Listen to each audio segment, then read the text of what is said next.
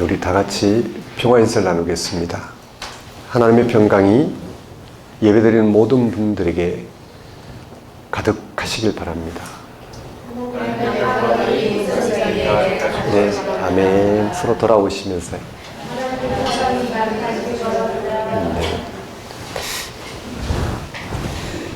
오늘은 주연절 후 첫 번째 주일입니다. 주연절은 인간이신 나사렛 예수 안에서 하나님이 가장 분명하게 나타나신 것을 우리에게 전하는 절기입니다. 본래 하나님을 본 사람이 없되 아버지 품속에 있는 독생하신 하나님이 나타내셨느니라. 주연절에서 두 가지 강조점을 발견할 수 있습니다. 육신을 입으신 예수 안에 하나님께서 자신을 현현하심으로, 즉 나타내심으로 하나님과 인간의 질적인 차이를 드러내셨다는 사실과, 이제 우리는 예수님을 통하여 그 사실에 일치하는 데서만 하나님을 만날 수 있다는 사실입니다. 육신의 몸을 입고 우리와 똑같이 생명의 한계 안에 사신 예수님이 생명의 근원이신 하나님과 일치하심으로 세상의 생명의 빛이 되셨습니다. 생명의 한계 안에 살아가는 우리 피조물의 삶의 토대가 무엇인지, 구원이 무엇인지, 생명을 얻는 길이 어디 있는지를 친히 나타내셨습니다. 우리는 예수님 안에서 우리가 창조주 하나님의 피조물이라는 사실을 확인할 수 있습니다. 지금 죽음 앞에 부정당하고 있는 우리가 하나님의 창조 사역에 의해서 전적으로 새로워지는 것이 우리의 유일한 희망인 것을 알게 되었습니다. 이제 우리가 그 사실에 일치하면 예수님 안에서 성취된 창조주 하나님의 피조물로 살아가게 됩니다. 예배가 바로 그 시간입니다. 육신의 몸을 꼬신 예수 안에서 하나님의 생명을 알아보고 하나님과 연결된 삶을 살고자 하는 가장 분명한 시간이 예배입니다. 다 같이 주연절로 첫 번째 주일 예배를 성부와 성자와 성령의 이름으로 드리겠습니다.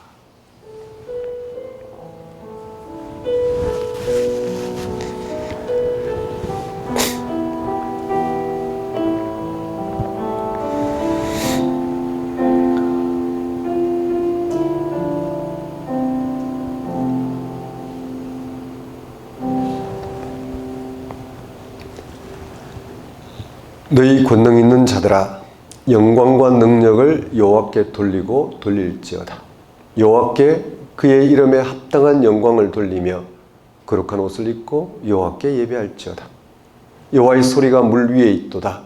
영광의 하나님이 우레소리를 내시니 여호와는 많은 물 위에 계시도다. 여호와의 소리가 힘 있으며 여호와의 소리가 위엄차도다.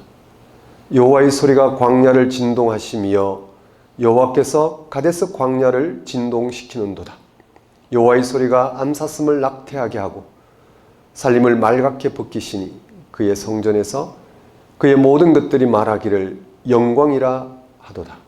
여호와께서 홍수 때에 좌정하셨으며 여호와께서 영원토록 왕으로 좌정하시도다.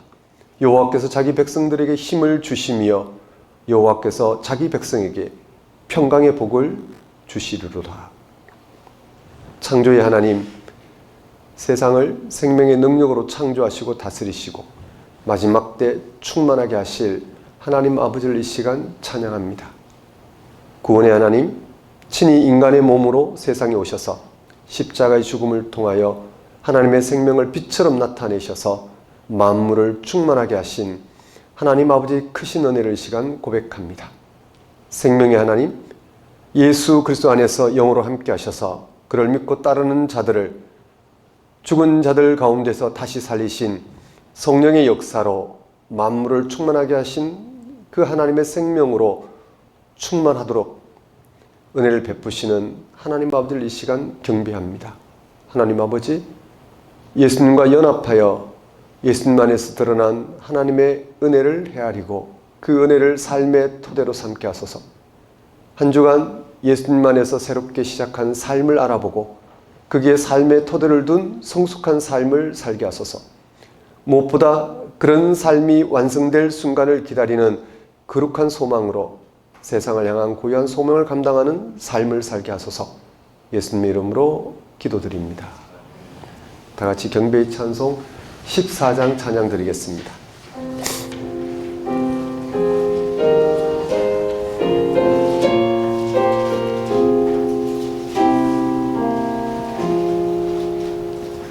주리 하나님 하늘에 계시니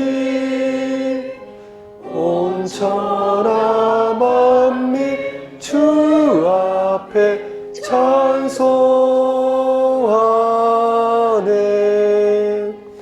이 천지 만물도 주 앞에 엎드려 그 거룩하신 이름을 늘 높이네. 주 언약하신 것 끝까지 지키니 저 하늘나라 향하여 곧 가리라. 주 얼굴 배울 때 내 마음이 기쁘고 영원히 주의 영광을 찬양하리.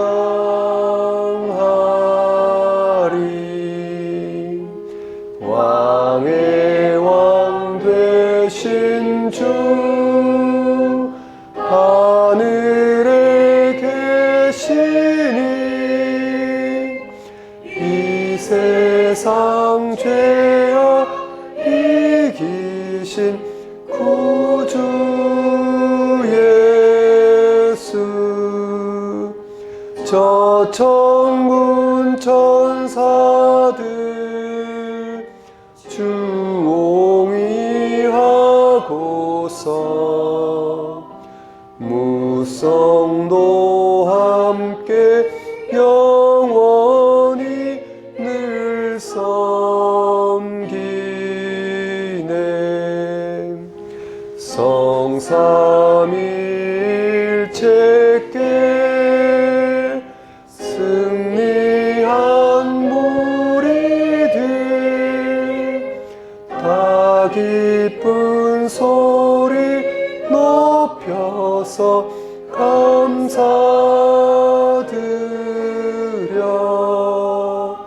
창조주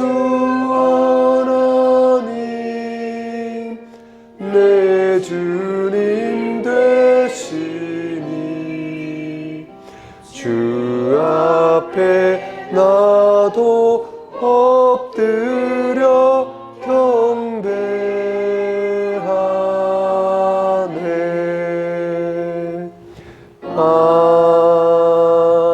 아멘. 다같이 사도신경으로 신앙 고백하시겠습니다. 나는 전능하신 아버지 하나님 천지의 창조주를 믿습니다. 나는 그의 유일하신 아들 우리 주 예수 그리스도를 믿습니다. 그는 성령으로 잉태되어 동정녀 마리아에게서 나시고 본디오 빌라도에게 고난을 받아 십자가에 못 박혀 죽으시고 장사된 지 사흘 만에 죽은 자 가운데서 다시 살아나셨으며 하늘에 오르시어 전능하신 아버지 하나님 우편에 앉아 계시다가 거기로부터 살아있는 자와 죽은 자를 심판하러 오십니다. 나는 성령을 믿으며 거룩한 공교회와 성도의 교제와 죄를 용서받는 것과 몸의 부활과 영생을 믿습니다. 아멘. 이 시간은 참회의 시간입니다.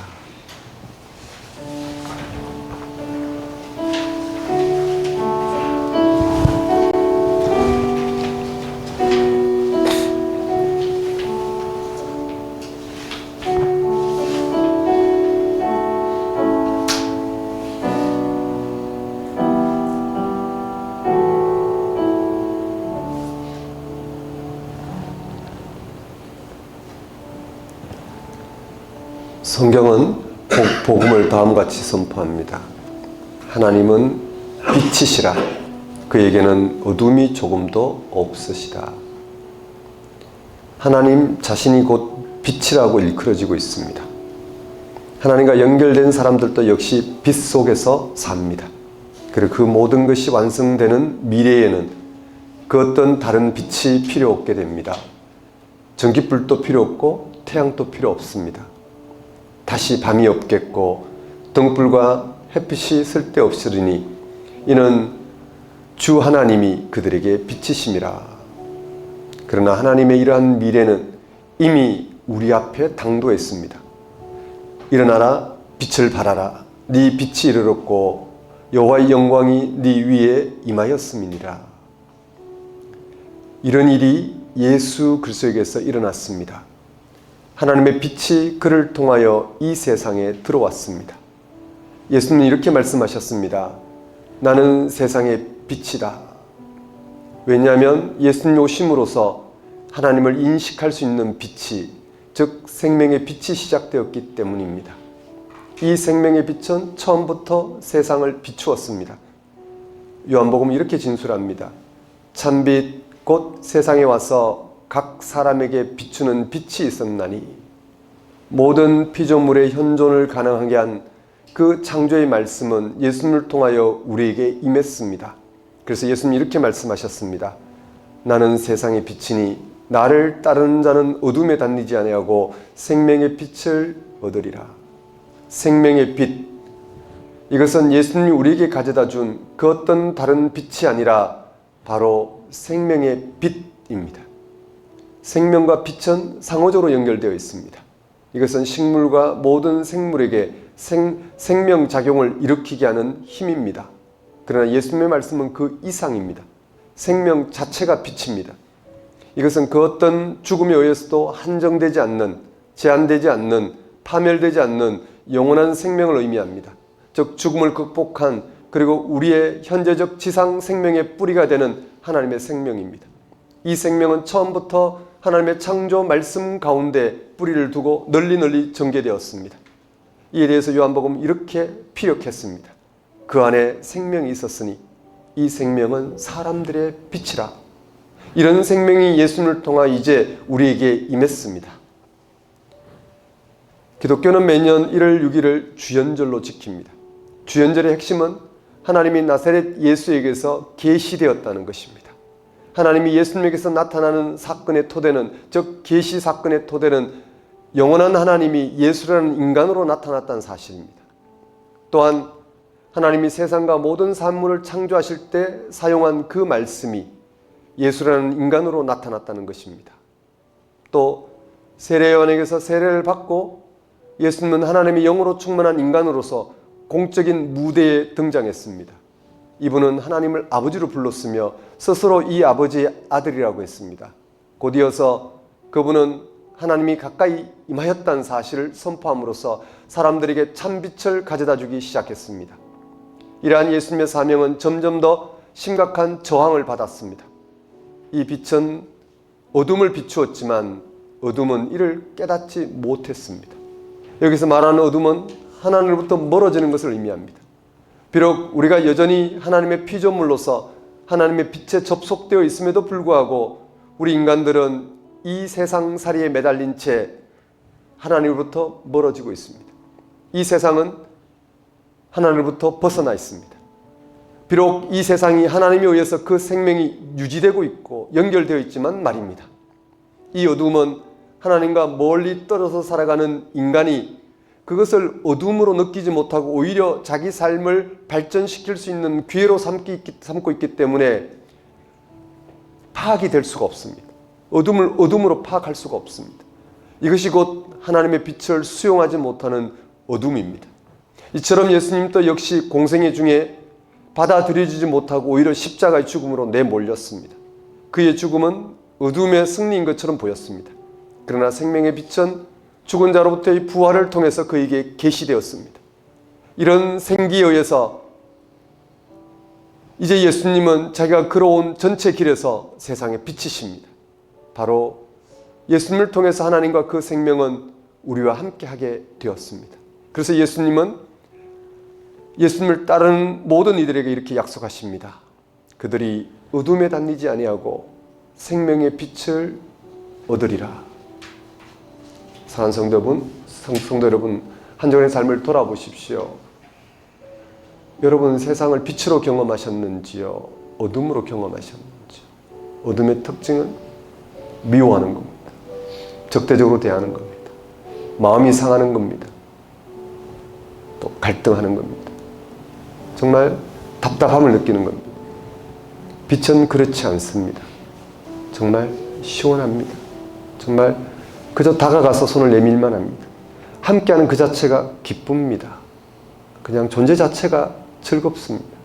그저 이 땅에 태어나 함께 살아가는 것만으로도 이쁩니다. 사랑스럽습니다. 이 시간 예수를 통해 들은 하나님의 계시의 빛, 즉 하나님의 생명의 빛 가운데서 삶을 새롭게 조명할 수 있도록, 그래서 하나님의 빛 안에서 세상을 새롭게 인식하고 경험하고 그렇게 바라보며 살아갈 수 있도록, 그것이 정말 삶의 능력이요 충만함이 된다는 사실을 맛보고 고백하고 소망하며 살아갈 수 있도록 회개와 간구를 드리도록 하십시다.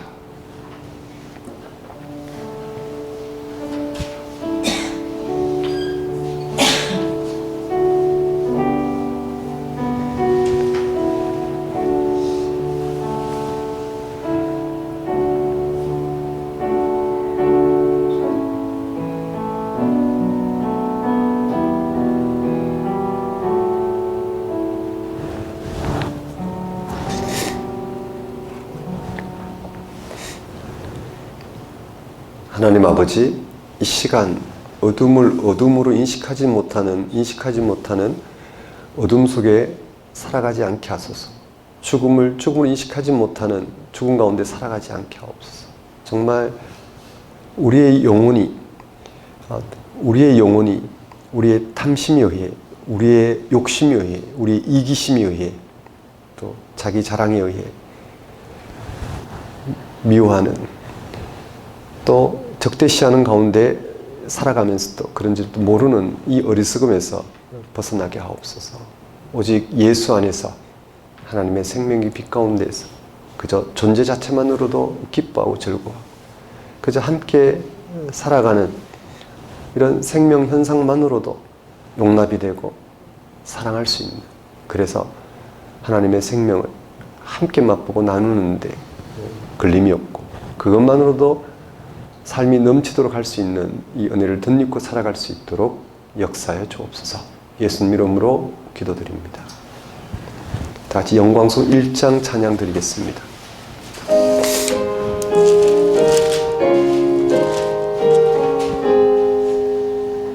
만복의 근원 하나님, 온 백성 찬송 저 천사여 찬송하세. 찬송 성부 성자 성령 아멘. 이 시간은 봉헌 시간입니다. 봉헌 찬송 71장 찬양 드리면서 준비한 예물 하나님께 봉헌하도록 하겠습니다.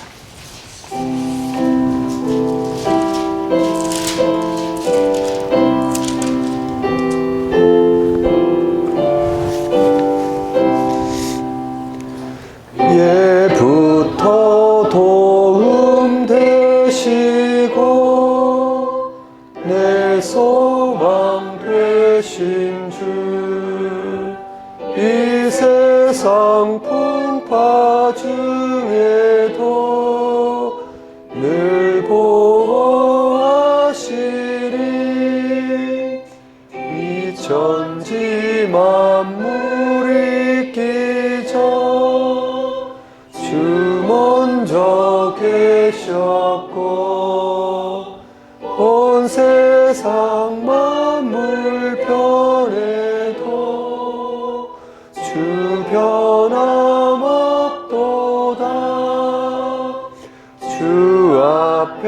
천년 만년이 할 날과 같으니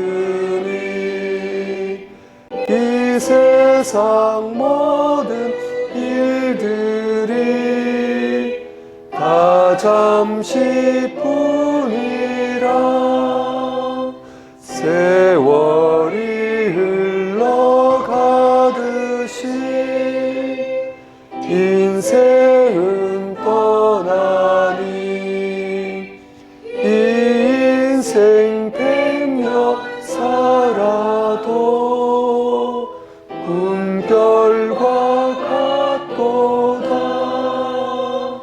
예부터 도움 되시고 내 소망 되신 주 일평생 지나갈 동안 늘 보호하소서.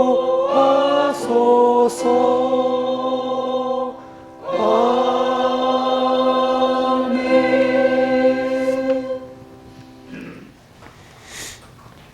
오늘 주연절 후 첫째 주일을 맞아 예수님을 통하여 자신을 분명히 드러내신 하나님을 예배드립니다. 예수님을 통하여 참 하나님이 세상에 밝히 드러났다는 사실보다 우리에게 더 놀라운 것은 없습니다. 우리 눈에 보이지 않던 하나님이 보이는 하나님으로 나타나신 사건이며 무한하고 초월적인 능력으로 존재하시던 하나님이 유한하고 내재적인 세상에 개입한 사건이기 때문입니다. 그렇습니다. 하나님, 하늘의 영광이 땅의 평화로 일치하셨고 영원한 생명의 순간적인 생명과 하나를 이루셨습니다. 이제 우리는 더 이상 다른 신을 찾느라 영생 불사를 찾느라 참된 행복 만족을 찾느라 헤매지 않게 되었습니다. 예수님을 본 자는 이미 하나님을 본 자임을 믿습니다. 세례를 통해서 예수님과 하나 된 자는 지금까지 자신을 철저히 부정하고 창조자 하나님의 피조물로 살아가고자 하는 자는 예수님이 보증하셔서 하나님의 새로운 피조물로 살아가게 된다는 사실을 믿습니다. 오늘 또 예수님에게 현현한 주 되심이 구체적으로 무슨 뜻인지 더 깊이 알아가도록 부르신 하나님께 우리가 어찌 영광과 찬양을 돌리지 않을 수 있겠습니까? 이러한 하나님의 다스림 가운데 살아가게 하시는 하나님의 크신 은혜를 시간 고백합니다. 우리의 모든 필요를 채우신 하나님께 감사와 영광을 돌리는 것은 우리의 마땅히 행할 바이며 또한 지극한 기쁨임을 알고 하나님 앞에 들고 나온 우리의 예물과 헌신을 받아주소서. 우리로 생명의 주 앞에 그 신비 앞에 그 약속과 미래 앞에 다만 순종하는 삶을 살게 하소서. 예수님 이름으로 기도드립니다. 교회 소식을 전하는 시간입니다. 작은 교회 여러분 안녕하십니까? 우리는 현재 작은 교회로 살아가고 있습니다. 현재 제가 작은 교회로 살아가고 있습니다 하는 말에 한번 귀를 기울여 보십시오. 우리의 특성은 그냥 이런 말조차도 지나갑니다. 그러려니 하고 지나가고 그냥 우리가 익숙했던 그런 신앙의 범주 안에서만 머뭅니다. 그러지 않았으면 좋겠습니다. 현재 우리는 작은 교회로 살아가고 있습니다. 작은 교회는 성경이라는 복음을 통하여 하나님을 알아보고 그 하나님께 전적으로 우리의 영혼을 맡기고 살아가고자 하는 신앙인들을 가리킵니다. 물론 모든 기독교인들이 모든 교회가 그럴 겁니다. 그렇다면 그럴 수 있는 길을 우리는 마련하고 있습니다. 그것은 실제 성경 공부를 합니다. 성경이 전하는 방식을 따라 그 의도를 파악하고 그 의도에서 드러나는 하나님을 우리가 새롭게 인식하고 경험하고 그리고 성경이 전하는 방식대로 하나님을 경험한 삶이 어떤 것인지 내다보면서 우리는 하나님께 우리의 영혼을 맡긴 삶의 충만이 정말 성경이 증언하고 있는 대로 펼쳐지는지를 확인하며 성경이 증언하고 있는 대로 확인된 그런 삶을 붙들고 실현하며 비삼아서 또 한 걸음 앞으로 나아가고자 합니다. 그렇게 우리는 작은 교회로서 하나님을 알아보고 그 하나님께 다시 한번 우리의 영혼을 맡기고자 이렇게 예배를 드립니다. 이 예배와 성경 공부를 통해서 하나님 말씀 없이 예배 드릴 수 없고, 예배는 예배 없이 하나님 말씀을 경험하기가 힘듭니다. 그래서 우리는 두 가지 특성을 잘 살려서 매 순간 하나님 말씀을 공부하고 예배 드리듯 우리의 삶을 의탁하며 살아가고자 합니다. 실제로 그랬으면 좋겠습니다. 하나님과 우리가 연결되어 하나님의 생명을 빗삼아서 살아가는 그러한 신앙 여정이 되었으면 좋겠습니다. 내일이 아니라 지금, 다음 주가 아니라 이번 주, 다음 해가 아니라 올해, 그렇게 신앙의 정점을 맛보시고 그것을 유지하고 또 풍성하게 맛보는 과정으로 들어서셨으면 좋겠습니다. 그렇지 않으면 우리는 늘 또 다른 의미의 갈증에 허덕일 수밖에 없습니다. 그러지 않았으면 좋겠습니다. 작은 교회 예배 아닙니다. 1부 주일 예배는 작은 교회 예배 주일 오전 9시 예배입니다. 2부 주일 예배는 작은 교회에 함께하는 다음 세대 예배 주일 오전 11시 예배이고, 오늘 신앙탐구 8차 과정이 있습니다. 5번째 시즌 마지막 날입니다. 1월 4주간 예배 안내입니다. 오늘 둘째 주로서 서초고 TMD 교육그룹 지하 1층에서 예배 드리고 있습니다. 다음 주는 노원구 건영백화점 5층, 셋째 주 노원구 건영백화점 5층에서 드립니다. 그리고 나머지는 주보를 참고해 주시면 될 것 같습니다. 그럼 오늘 우리에게 주신 하나님 말씀 보겠습니다.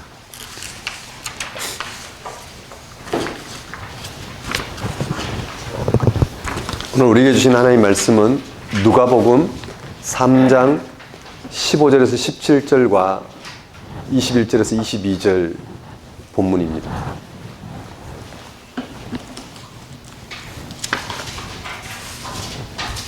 오늘 우리에게 주신 말씀 누가복음 3장 15절에서 17절 말씀과 21절에서 22절 말씀 제가 받들어 봉독하겠습니다.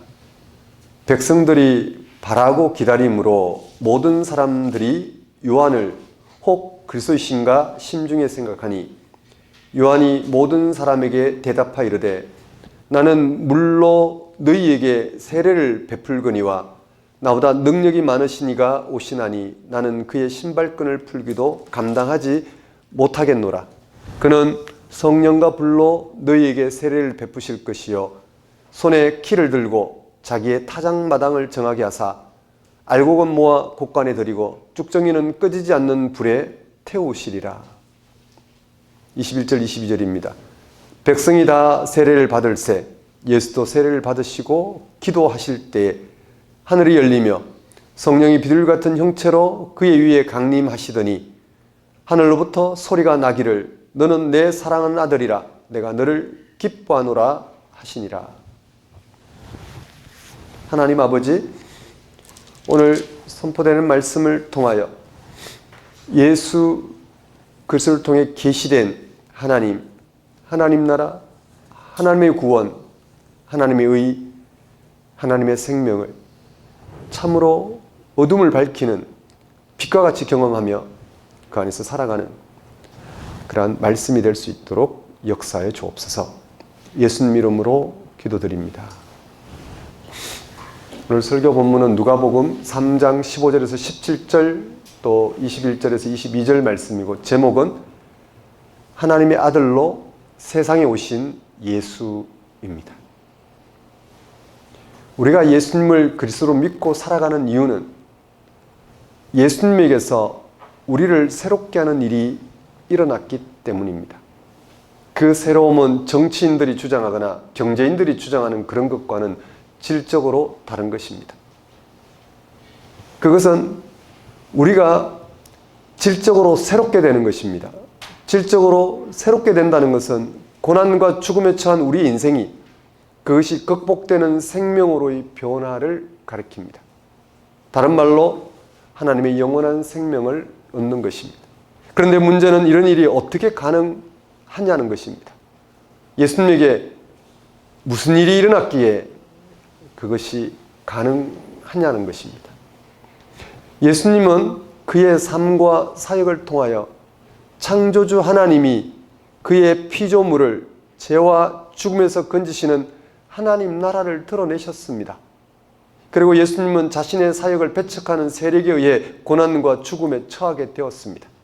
하지만 예수님은 자신이 전한 하나님 나라의 권능을 증거하기 위해 고난과 죽음을 받아들였습니다. 그 결과 그는 죽은 자들 가운데서 부활하심으로 그가 전한 하나님 나라가 죄 용서와 죽음이 극복되는 영원한 생명에 이르게 한다는 사실을 보이셨습니다. 밝히 보이셨습니다. 초기 기독교는 예수님에게서 죄 용서와 죽음에서 건지시는 하나님 나라를 경험하였습니다. 그래서 그들은 예수님을 그리스도라 고백하고 믿고 따랐습니다. 이러한 고백과 믿음 위에 기독교가 시작하였습니다. 신약 성경은 초기 기독교의 신앙 사건을 증언하고 있는 책입니다. 신약 성경 27권은 예수님이 우리의 죄와 영원한 생명에 이르게 하는 하나님 나라를 드러내신 그리스도라는 사실을 생생하게 증언하고 있습니다. 특히 복음서는 세상에 오신 예수님이 세례 요한에게 세례를 받는 사건에서 하나님 나라를 드러내러 세상에 오신 그리스도로서 출발을 알리고 있습니다. 또 기독교 전통도 세상에 오신 예수님의 탄생을 기리는 성탄절 후 매년 새해 1월 6일을 주연절로 지킵니다. 주연절을 지키는 이유는 우리가 믿고 따르는 예수님에게서 우리의 죄를 용서하고 죽음에서 건지시는 하나님 나라가 생생한 현실로 드러나고 있다는 사실을 분명히 확인하면서 한 해의 신앙 여정을 출발하기 위해서입니다. 우리의 신앙이 어떻게 가능하고 또 우리의 신앙 사건이 무엇인지를 먼저 밝히고 출발하기 위해서입니다. 이러한 주연절기는 주연절을 출발로 사순절 전까지 기간을 보냅니다. 오늘 우리는 주연절기를 맞아 기독교의 신앙을 가능하게 한 사건이자 지금 우리의 신앙을 가능하게 하는 사건을 다시 한번 분명히 확인하고자 합니다. 오늘 설교 본문 누가복음 3장 15절에서 17절과 21절에서 22절 말씀입니다. 본문은 예수님보다 먼저 유대인을 향하여 임박한 하나님 나라를 선포한 세례 요한의 사역을 소개합니다. 이어서 세례 요한이 선포한 하나님 나라가 세례 요한에게서 세례받은 예수님에게서 생생한 현실로 임하고 있는 장면을 소개합니다. 본문은 하나님 나라를 드러내는 데 있어서 세례 요한과 예수님의 사역을 비교함으로 두 사람의 질적인 차이를 전하고 있습니다. 그 질적인 차이를 본문은 이렇게 전합니다. 세례 요한의 사역은 물세례, 예수님의 사역은 성령과 불세례라고 말입니다. 예수님과 세례 요한과 예수님 둘 다 하나님 나라를 드러내는 사역을 했습니다. 그런데 본문은 세례 요한의 사역을 물세례를 베푸는 것으로 예수님의 사역을 성령과 불로 베푸는 것으로 그 질적인 차이를 드러내고 있습니다. 그리고 이어서 본문은 그 질적인 차이가 어떤 것인지를 예수님이 세례 받으시는 장면을 통하여 전하고 있습니다.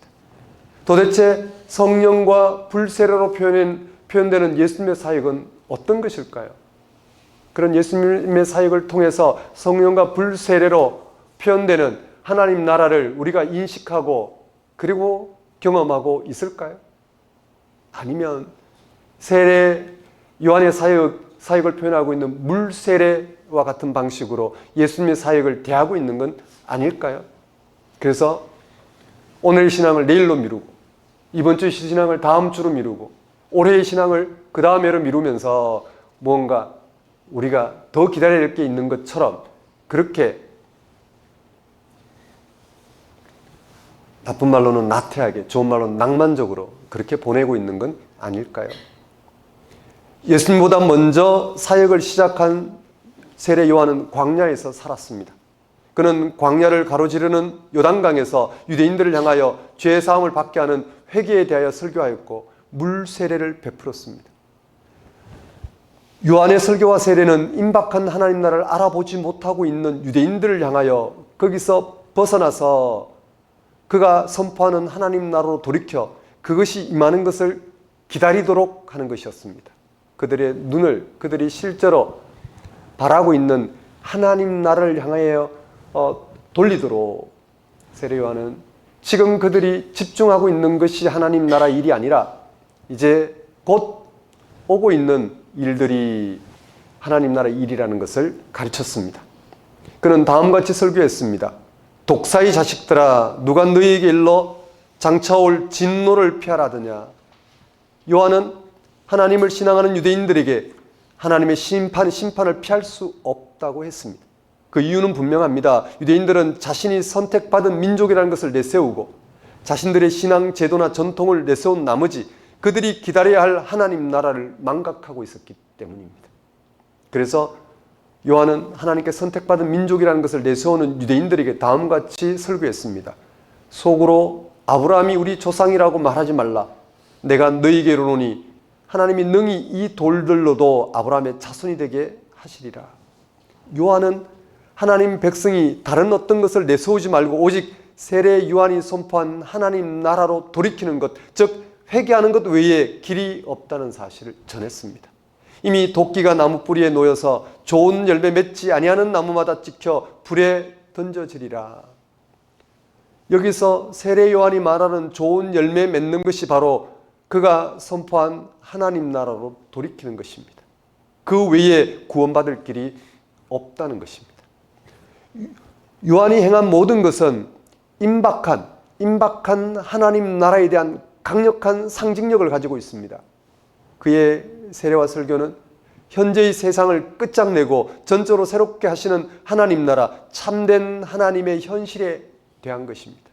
요한이 전하고 있는 하나님의 다스림 앞에서 하나님 백성들이 취할 태도는 혈통이나 전통을 내세우는 것도 아니고 종교적 경건이나 업적을 주장하는 것도 아닙니다. 신앙적으로 조금 각성하거나 새 마음으로 개선하는 것이 아닙니다. 그것은 지금의 세상을 심판을 통하여 새롭게 하실 하나님 나라 그 자체를 실질적으로 알아보고 받아들이고 기다리는 데 있는 것입니다. 그것은 지금까지 그들이 해오던 경건생활과 삶을 뒤로하고 돌이키는 것입니다. 즉 회개하는 것입니다. 이는 요한 자신과 그의 제자들에게도 적용되는 태도입니다. 요한은 많은 제자가 있었지만 그들과 함께 새로운 공동체를 만들지 않았습니다. 어떤 집단을 만들지 않았습니다. 다만 그들과 함께 하나님 백성들이 임박한 하나님 나라로 돌이키도록 하는데 집중했습니다. 요한의 사역은 세상의 마지막 때 임하는 하나님의 심판을 통한 하나님 나라에 대한 기다림이었습니다. 갈릴리 출신의 예수님은 이러한 요한의 사역을 인정하셨습니다. 긍정하셨습니다. 예수님은 세례 요한이 하나님의 보내심을 받았다는 것을 알았습니다. 복음서에는 예수님이 요한에 대하여 언급한 내용들이 나옵니다. 예수님은 요한의 세례가 하나님으로부터 오는 것이며 그는 예언자보다 더 큰 사람이었다는 것을 언급하였습니다. 또 예수님은 세례 요한의 설교를 수용하셨습니다. 마태복음에 의하면 예수님은 요한의 설교를 그대로 받아들이고 선포하였습니다. 회개하라, 천국이 가까이 왔느니라. 요한과 예수님을 통하여 임박한 요한과 예수님을 통하여 임박한 하나님 나라가 선포되었습니다. 즉 두 사람은 모두 자신들이 선포한 사역 때문에 같은 운명을 당합니다. 한 사람은 헤롯에 의해 다른 한 사람은 빌라도에 의해 죽임을 당하였습니다. 이 두 사람의 차이는 어떤 것일까요? 세례 요한과 예수님의 차이는 어떤 것일까요? 예수님과 요한의 차이는 일단 역사적으로 분명합니다. 요한은 오고 있는 하나님 나라로 회개하지 않는 당대의 사람을 향하여 분노와 심판을 선포했습니다. 그러나 예수님은 오고 있는 하나님 나라를 가난한 사람과 죄인들에게만 은혜로운 사건으로 선포하였습니다. 요한은 당시 제사장들이나 유대 종교 지도자들이 활동하던 성전이나 회당 등과 같은 사람들의 신앙과 삶의 터전을 떠나 광야에서 하나님 나라를 선포하고 살았습니다. 반면에 예수님은 광야에서 사람들의 신앙과 삶의 터전인 회당과 마을로 들어가셨습니다. 요한은 광야의 음식과 옷을 입고 살았습니다. 이는 죄된 인간의 삶을 부정하는 것입니다. 그러나 예수님은 가난한 사람들과 죄인들과 함께 먹고 마셨습니다. 요한은 금욕주의자로 알려져 있었던 반면에 예수님은 먹고 마시기를 탐하는 자로 알려졌습니다. 요한은 회개의 세례를 베풀었던 반면에 예수님은 물 세례를 직접 베푼 적은 없습니다. 다만 예수님은 사람들의 죄를 실제로 용서하셨습니다. 이렇게 외적으로 발생하는 차이는 무엇에 근거하고 있을까요? 무엇에 근거하여 세례 요한이 하나님 나라가 임할 때 심판으로 선포하였다면 예수님은 하나님 나라를 사랑으로 전했습니다. 세례 요한은 자기 죄를 회개하지 않으면 하나님 나라에 임할 때 심판받을 것이라고 선포했다면 예수님은 지금 네 죄가 용서받았다라고 선언하셨습니다. 이렇게 외적으로 발생하는 차이들은 무엇에 근거하고 있을까요? 그 차이가 예수님이 세례 받으신 장면에서 잘 소개되고 있습니다.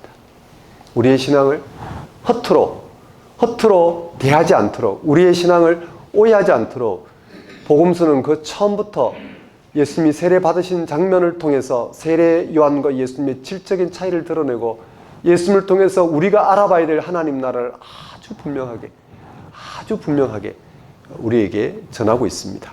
예수님이 요한에게 세례 받을 때 죄 용서를 위한 회개를 경험한 것이 아니라 예수님이 요한에게 세례를 받을 때 죄 용서를 위한 회개를 경험한 것이 아니라 무언가 전혀 다른 것을 경험하였습니다. 복음서들은 이것을 성령의 임재라고 전합니다. 누가복음은 오늘 본문 22절에서 다음과 같이 전합니다. 성령이 비둘기 같은 형체로 그의 위에 강림하시더니. 예수님이 세례받을 때 성령이 임하는 사건은 하늘이 열리는 사건과 함께 일어났습니다. 이는 예수님이 세례받으신 사건 전까지는 하늘이 닫혔다는 말이 됩니다. 하늘이 닫혀 있다가 열렸다는 것은 상징입니다. 어떤 질적인 변화를 나타내는 상징입니다. 닫힌 하늘 아래 있는 세상은 죽음으로 끝나는 파멸을 가리킵니다. 미래가 없는 것입니다. 창세기 1장 2절이 언급하고 있는 혼돈, 흑암, 공허 가운데 있는 세상을 가리킨다고 할 수 있습니다.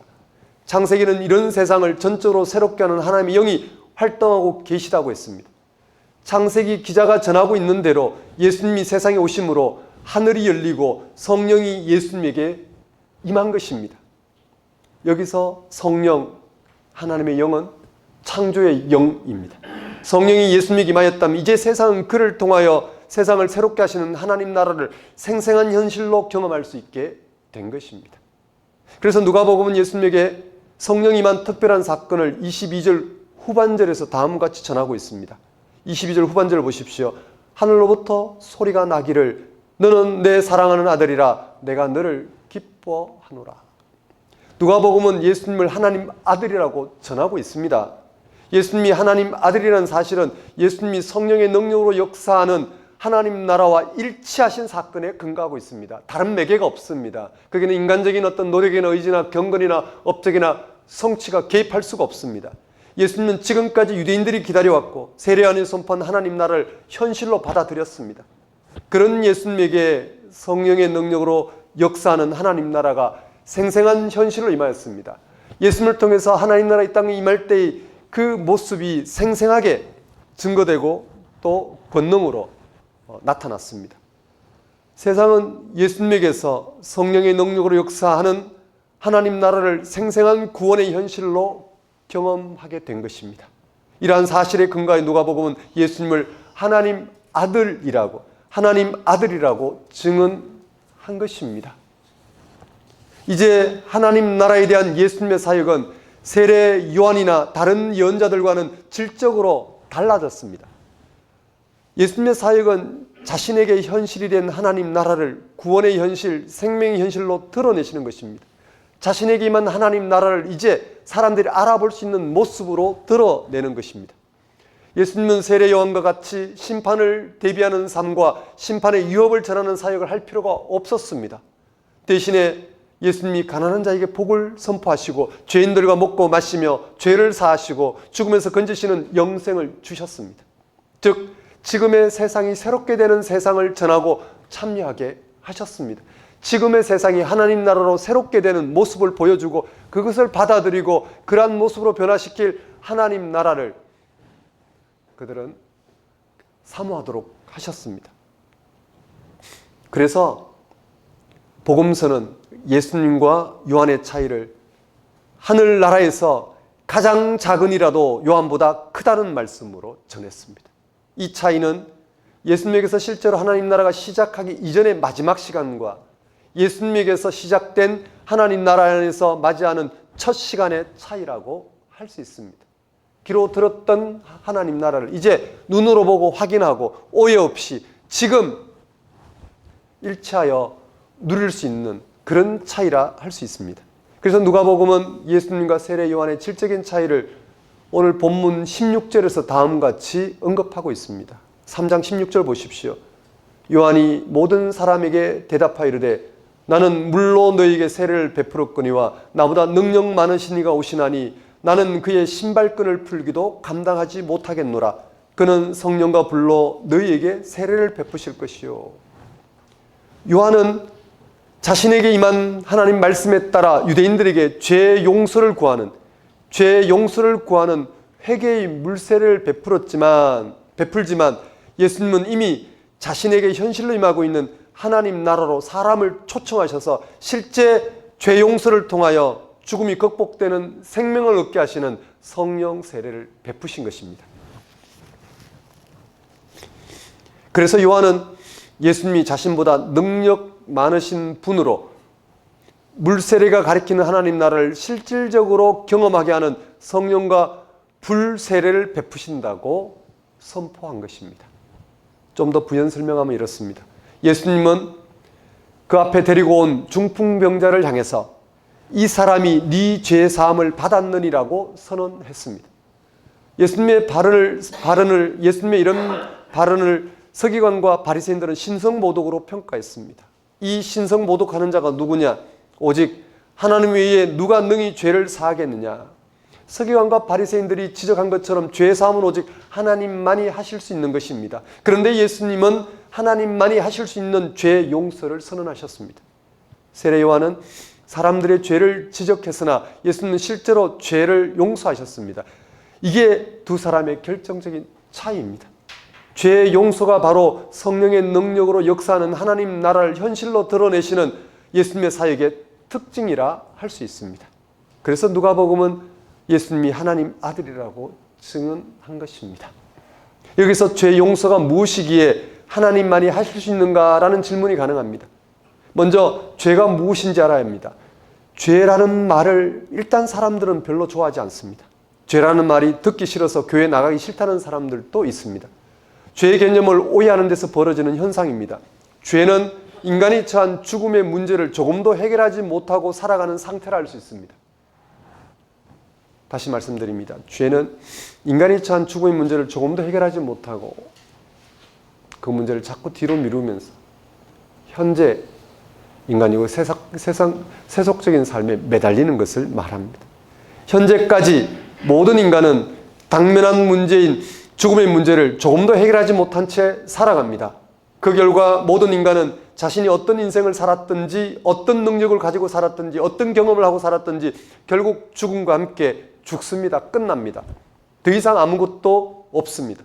그러한 삶이 죄입니다. 기독교 교리로 설명하면 죽음에서 건지시는 하나님과 단절된 채 살아가는 삶이 죄입니다. 하나님과 단절되었는데도 불구하고 하나님과 연결된 삶을 자꾸 미루면서 살아갑니다. 그게 죄의 속성입니다. 죄 용서는 바로 죽음에서 건지시는 하나님과 실존적인 관계를 맺는 것입니다. 그래서 죽음에서 건지시는 하나님 안에서 영원한 생명을 희망하며 살아가는 것입니다. 예수님의 사역은 이미 예수님에게 현실이 된 하나님 나라를 드러내어 사람들이 죄 용서를 받게 하는 것이었습니다. 잘 생각하셔야 됩니다. 예수님의 사역은 이미 예수님에게 현실이 된 하나님 나라를 드러내어 사람들이 죄 용서를 받게 하는 것이었습니다. 그것이 얼마나 놀랍고 특별한 사역이었는지를 생각해 보십시오. 예수님 당시에 죄를 정하고 판단하는 기준은 율법이었습니다. 율법대로 살지 못하면 죄를 지은 것입니다. 율법에 의하면 가난, 질병, 무능력, 장애도 다 죄의 결과입니다. 그것으로 이미 불행한 인생 취급당했습니다. 하층 인생은 죄인입니다.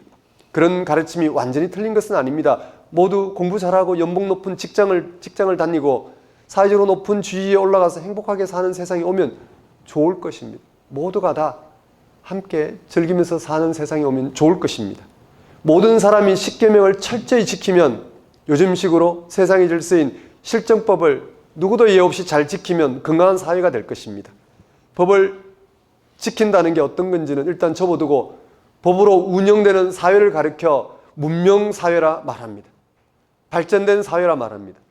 여기까지는 그런대로 좋습니다. 문제는 문명사회에서 통용되는 행복한 삶의 조건을 우리는 절대화한다는 데 있습니다. 그 조건에 따라서 사람을 판단하고 분리합니다. 앞에 사람은 의인이고 뒤에 사람은 죄인입니다. 잘된 사람은 의인이고 못된 사람은 죄인입니다. 앞에 사람은 행복한 인생을 사는 거고 뒤에 사람은 불행한 인생을 사는 것입니다. 세상은 그런 삶을 우리에게 강요합니다. 예수님은 중풍병자에게 네 죄가 사함받았다라고 선포하셨습니다. 다른 데서는 귀신아 물러가라고도 말씀하셨습니다. 또는 네 믿음이 너를 구원하였다라고 종종 말씀하셨습니다. 가난한 사람에게 복이 내릴 것이라고도 말씀하셨습니다. 언젠가 복 받을 것이라는 말이 아닙니다. 지금 복이 있다 선언하셨습니다. 일련의 말씀은 모두 당시 유대사회가 규정하는 죄의 개념으로부터 사람을 해방시키는 것입니다. 이게 실제로 무슨 뜻인지 한번 생각해 보십시오. 예수님의 죄 용서는 사람들이 행복하지 못하다고 규정하는 삶의 조건에도 참된 행복이 가능하다는 선언입니다. 예수님에게만 하나님 나라의 실제 내용이기도 합니다. 중풍병으로 고생하는 사람도 사람들이 생각하듯이 죄인이 아닙니다.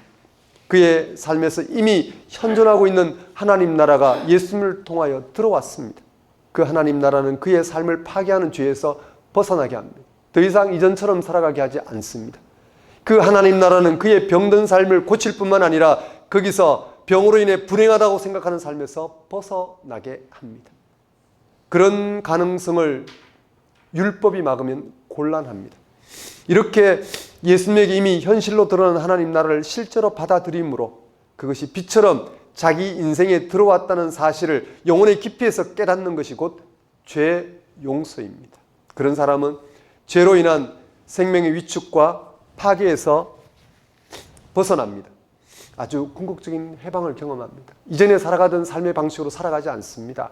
오직 죄 용서를 통해서 하나님과 연결된 생명 충만함을 향해서 자기의 삶을 전적으로 돌이켜 새롭게 하는 방식으로 살아갈 것입니다. 그리고는 하나님 나라에 의해 죽음이 극복되는 생명에 이르는 희망, 즉 삶이 완성되는 희망으로 살 것입니다. 그것이 곧 구원입니다. 이렇게 예수님의 사역은 실질적으로 죄 용서와 죽음이 극복되는 생명에 이르게 하는 것이었습니다. 하나님만이 하실 수 있는 사역을 하신 것입니다. 이는 하나님 나라에 일치하신 예수님에게 성령으로 역사하시는 하나님 나라가 현실로 성취되고 있다는 사실에 근거한 것입니다. 이러한 사실에 근거하여 본문은 예수님이 하나님 아들이라고 전하고 있는 것입니다. 우리가 예수를 믿는 것은 예수님이 하나님 아들이시기 때문입니다. 그가 하나님 아들이신 이유는 다른 어떤 것이 매개가 되지 않고 예수님에게서 우리의 죄 용서와 죽음이 극복되는 생명에 이르게 할 하나님 나라가 현재적으로 임하고 있기 때문입니다. 본문이 전하고 있는 예수님이 하나님 아들로 오신 사건은 예수님 운명 전체를 통해서 제자들이 경험한 사실에 근거한 것입니다. 제자들은 부활하신 예수님에게서 죄 용서와 죽음이 극복되는 생명을 얻게 하시는 하나님 나라의 현실을 경험하고 예수님이 하나님 아들이시다고, 다른 그 어떤 누구가 아니라 저 십자가 달려 죽은 예수가 하나님 아들이시라고 고백한 것입니다. 그런 그들은 예수님이 이전에 그의 모든 사역 또는 모든 삶, 또 십자가 부활에 이르기까지 죄 용서와 죽음이 극복되는 생명을 얻게 하시는 하나님 나라를 드러내러 오신 하나님의 아들이라는 사실에 근거해서 그를 과감하게 유대인들이 기다리던 메시아, 즉 그리스도라고 믿었습니다. 그렇습니다. 오늘 우리도 예수님이 하나님 나라를 드러내러 오신 하나님 아들이라는 사실에 근거하여 그를 구원주, 즉 그리스도로 믿고 따릅니다. 우리는 하나님 아들로 오신 예수님을 그리스도로 믿음으로 그에게서 죄 용서와 죽은 자의 부활에 이르게 하신 하나님 나라를 현실로 경험합니다.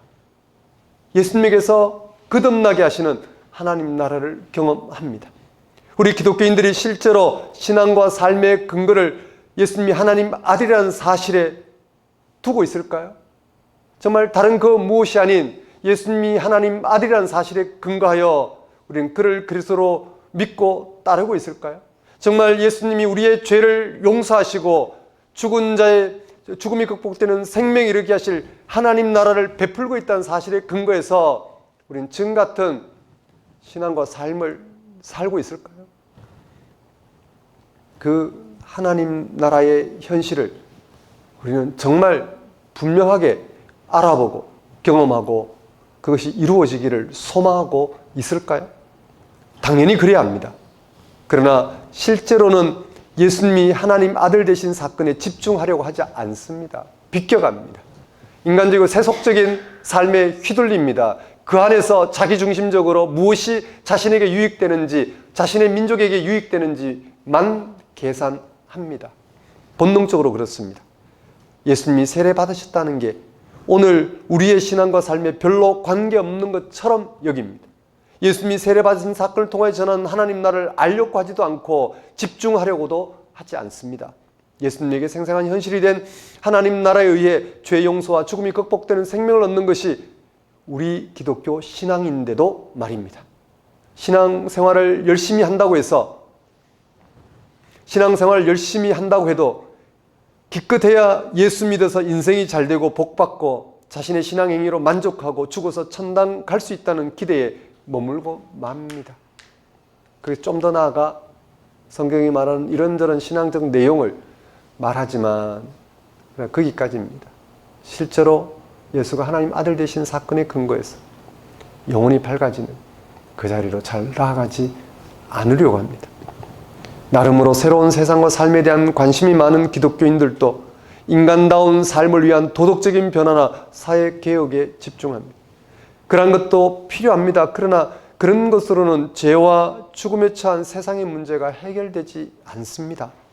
우리가 기독교인으로 살아간다는 것은 하나님의 아들로 오신 예수를 믿음으로 죄와 죽음의 문제가 해결되는 하나님 나라의 현실을 깨닫고 경험하고 그것이 온전히 이루어지기를 기다리면서 그것을 세상이 알아볼 수 있는 방식으로 드러내는 삶을 사는 것을 말합니다. 기독교인은 하나님 아들로 오신 예수님이 임하고 있는 하나님 나라를 전적인 생명의 현실로 삼고 살아가는 사람들을 가리킵니다. 사랑하는 성도 여러분, 오늘은 주연절 후 첫 번째 주일입니다. 앞으로 8주간, 이번 주까지 포함해서 앞으로 8주간 계속됩니다. 주연절은 예수님이 하나님 아들이라는 사실에 집중하게 하는 절기입니다. 예수님은 하나님 나라에 일치하여 그 능력을 드러내고 성취시킨 하나님 아들입니다. 세례요한 같은 선지자가 아닙니다. 훌륭한 목사와 같은 그런 일꾼이 아닙니다. 하나님 나라를 현재적으로 우리에게 보여주고 그것을 생명의 능력으로 경험할 수 있도록 하나님 아들로 오신 분이십니다. 우리가 그 사실에 근거하여 예수님을 그리스도로 믿고 거기에 집중할 때 죄 용서와 죽음이 극복되는 생명을 얻게 하시는 하나님 나라의 현실을 경험할 것입니다. 더 이상 죄된 방식으로 살아가지 않고 그런 삶에 만족하지 않고 그런 삶을 구하는 삶이 아니라 그것을 못 견뎌하며 하나님과 연결되어 하나님의 생명을 취하는 방식으로 살아가는 살아가게 하는 그런 하나님 나라를 경험할 것입니다. 그것이 기독교인으로 살아가는 이유입니다. 예수님이 하나님의 아들이라는 사실에 명심하십시오. 그에게서 죄를 용서하시고 죽음이 극복된 생명을 얻게 하시는 참 하나님이 임하였다는 사실을 분명히 하십시오. 예수님이 하나님 아들이라는 사실을 분명히 하는 출발이 주연절입니다. 이번 주이고 오늘이고 올 한 해의 신앙을 결정합니다. 오직 예수님이 하나님 아들이라는 사실을 분명히 할 때 여러분은 한 해 동안, 한 주 동안 죄와 죽음에서 건지시는 하나님 나라의 생생한 현실을 경험하며 살아가는 은혜를 누릴 것입니다. 반드시 그랬으면 좋겠습니다. 여러분의 영혼에 세상에 오신 하나님 아들로 세상에 오신 예수님을 통하여 죄의 용서라는 은혜를 덧입고 죽음의 문제를 해결할 수 있는 그 하나님과 연결된 또 하나님의 생명을 빛으로 삼는 이 은혜가 언제나 여러분의 삶을 사로잡는 그런 시간이 되었으면 좋겠습니다. 기도하겠습니다. 하나님 아버지, 이 시간 선포된 말씀을 통하여 예수님이 하나님 아들로 세상에 오신 분이라는 사실을 분명히 알아보고 그를 통한 죄 용서와 그를 통한 죽음이 곡되는 생명에 이르게 하시는 하나님 나라를 생생한 현실로 알아보고 또 맛보고 소화하며 살아갈 수 있도록 인도하여 주옵소서. 예수님 이름으로 기도드립니다. 다 같이 일어나셔서 결단의 찬송 137장 찬양 드리겠습니다.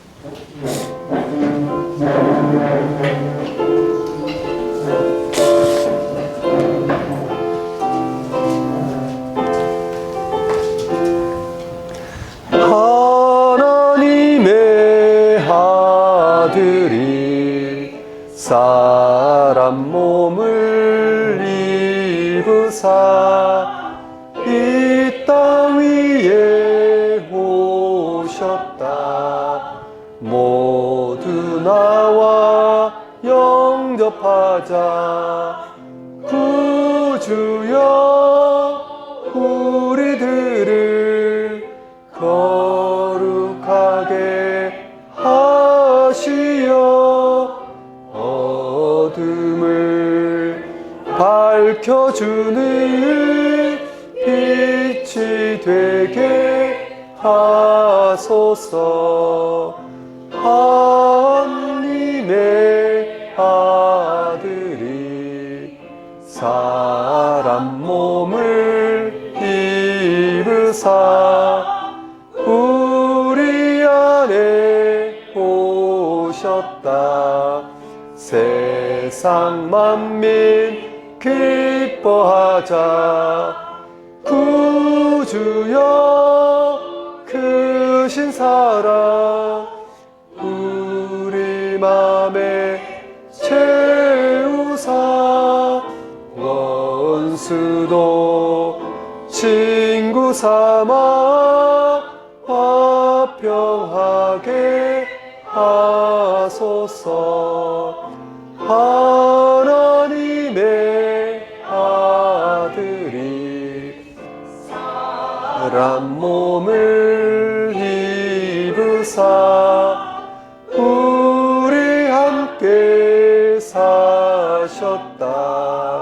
소리 높여 찬양하자. 구주여 우리 마음 생명으로 채우사 주님께 영광 돌려 길을 살게 하소서. 아멘. 기도하겠습니다.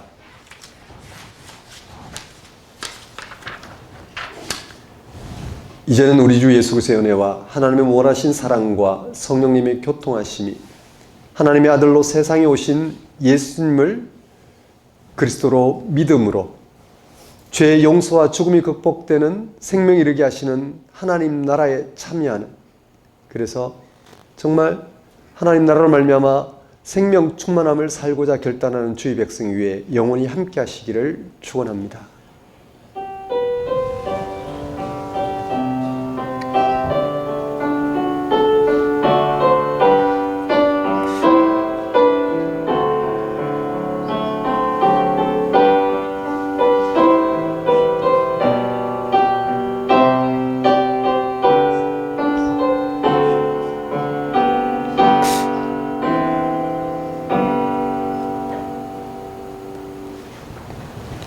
예배를 마치겠습니다.